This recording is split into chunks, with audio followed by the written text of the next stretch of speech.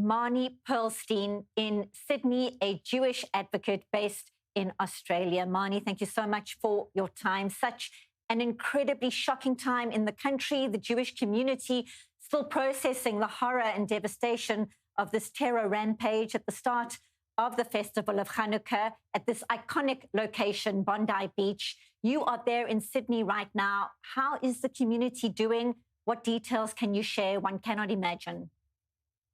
Sadly, we are shocked but not surprised. This is something that we felt was inevitable because there's just been so much government inaction for the last 2 years, but we are incredibly sad. I think it's still very early, and I think many of us are very numb and still waiting to hear the names of many of the deceased. And honestly, it's just something that is hard to fathom happening on Bondi Beach in Sydney, Australia. As you say, it's such a popular, iconic part of Sydney, and then we see these images of these gunmen calmly opening fire from that bridge, and then one very brave man intervening. We've seen the footage of Ahmed al-Ahmed hiding behind parked cars before charging at that gunman from behind and seizing his rifle and knocking him to the ground. We also have now heard his dad, Mohammed Fatah al-Ahmed, saying his son is a hero. So true, truly incredible. His son is a hero, and we all believe in this country that he's a hero. And honestly, he's caught the interest of global media. He is a very, very brave man, and he's now in hospital needing surgery. He will be fine, but he has paid a price for his bravery. And certainly everyone wishing him a speedy recovery, a hero indeed. Marnie, help us understand. Australia has a reputation for very strict gun laws. How did this beach shooting happen? How were these two men able to target Jewish revelers at a Hanukkah celebration? It is true that Australia has very strict gun laws. It is incredibly unusual that there would be a single individual with 6 firearms and with a license to somehow have got that many firearms. It is still a mystery as to how Sajid Akram, who is the 50-year-old father who possessed the 6 firearms, was able to get them. That is a mystery, and I really think the disappointing thing today is that the response from the Albanese government has been to talk about gun law reform when gun laws are really not the problem here.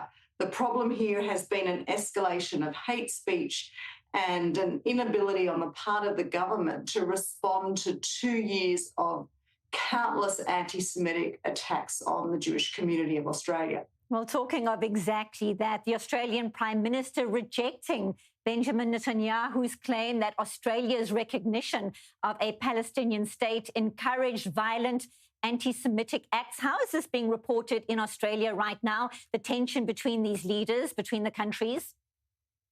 There hasn't been a lot of discussion today that I've heard in terms of the tension between the two leaders and the countries, but it has been a big issue over the last 2 years, with many former leaders chiming in and saying that it's unbelievable to see where the diplomatic relationship between Australia and Israel has got to. Australia and Israel have traditionally been allies and friends. We have had an incredible relationship with both countries, and to see where the relationship is at now is actually incredibly sad for Jewish Australians, and sadder still because the average Australian really is not understanding of the history of our friendship and what Israel stands for. It's a big problem that we're having with anti-Semitism, is that people don't understand that Israel is a liberal democracy, the only country in the Middle East where everybody has equal rights. It's just not understood by the average Australian.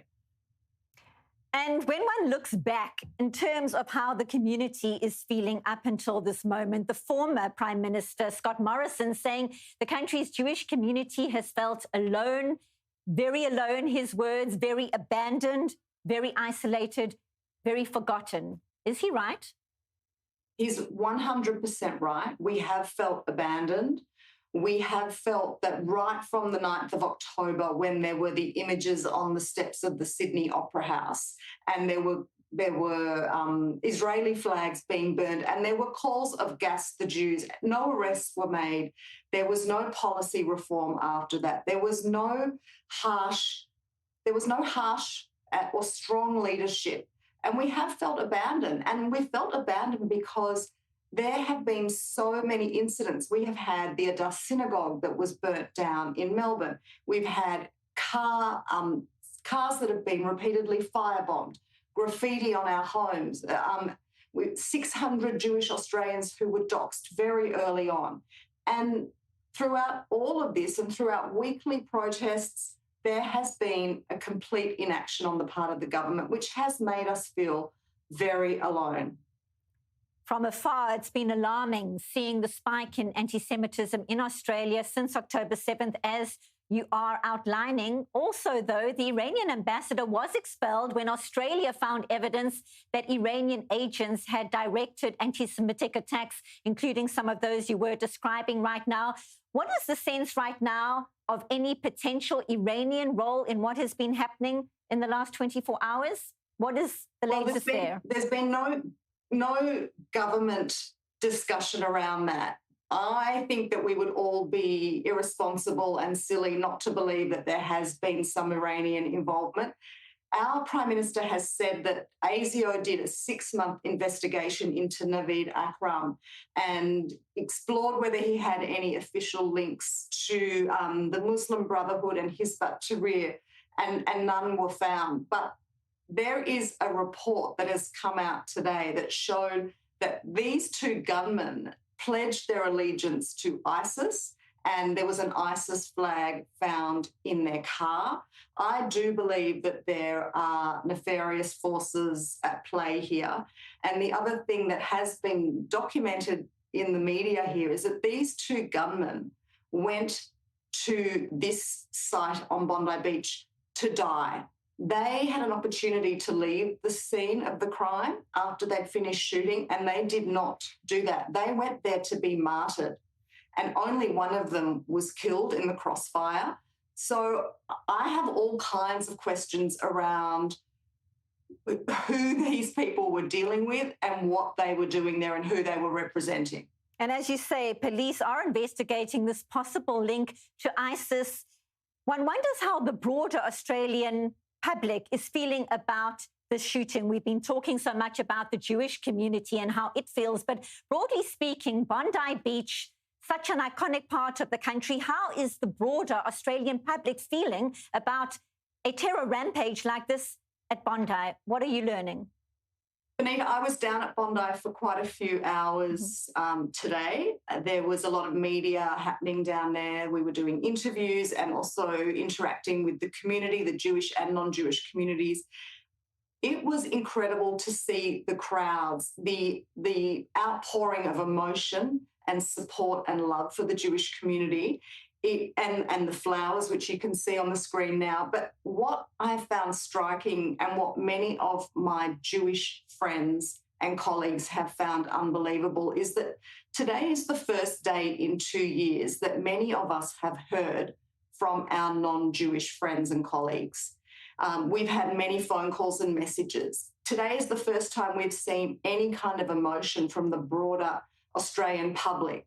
And what is so distressing to me is that it took the murder of 15 people for Australians to understand what our community lives with, that we are under threat, that our synagogues are protected by armed guards, that we send our children to schools with guards at the gates who have guns. And I really believe that today is the first time that Australians are starting to understand just how it is for Jews in this country.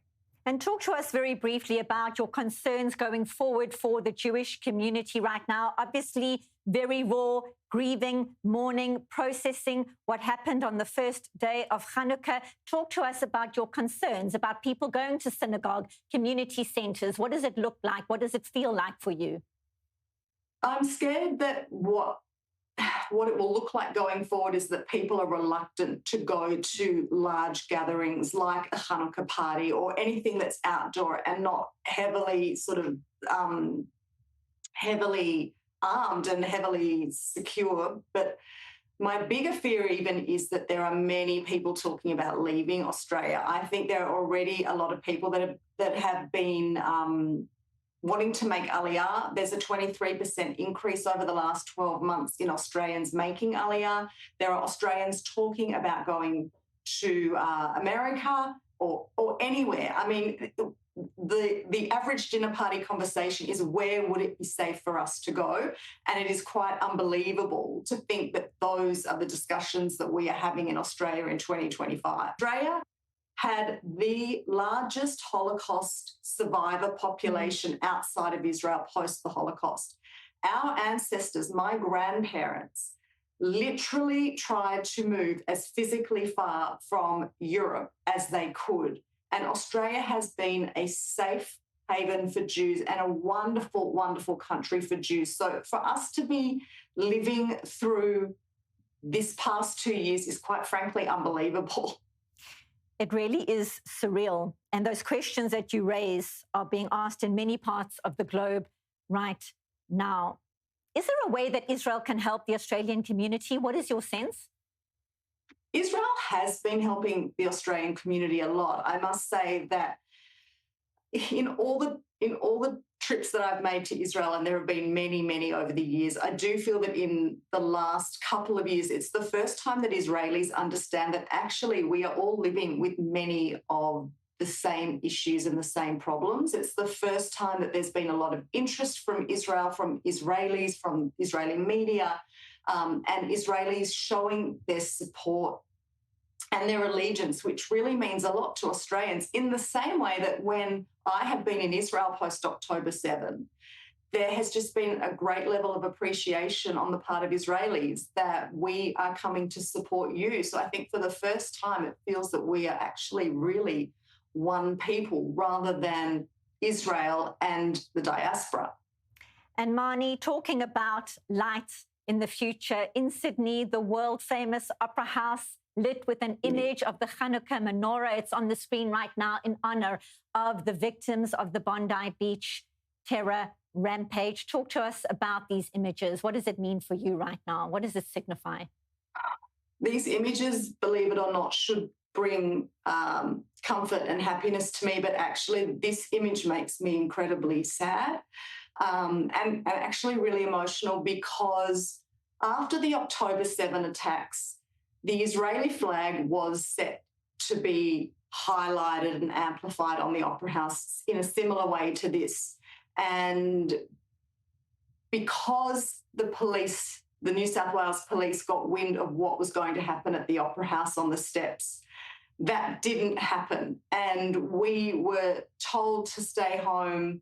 Well, it did happen, but we wanted to be there to pay tribute to our Israeli brothers and sisters. And instead of being able to come down to the steps of the Opera House, we were told to stay home, and basically our entire community was kept inside and inside our homes while there were pro-Palestinian protests and burning of Israeli flags. So the fact that it's taken 2 years of non-stop anti-Semitic incidents, a 400% increase in the last 12 months alone. There was a report released last week by the Executive Council of Australian Jewry, and now the murder of 15 people.